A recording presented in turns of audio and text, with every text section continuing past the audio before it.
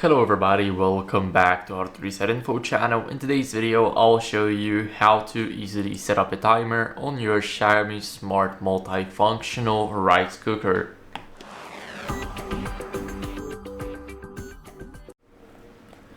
So to set up a timer, you have all those buttons here.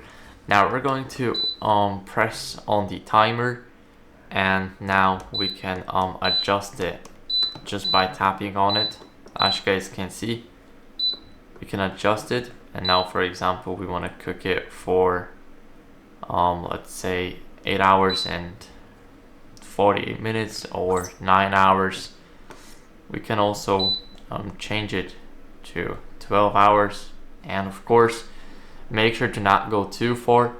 I'm really sure the max is 24 hours, and as you guys can see, that's how you guys can set it up. So just first select the mode that you're going to be cooking it with, and I'll choose brown rice, and now we're just gonna boost it to, and let's say make it 3 hours.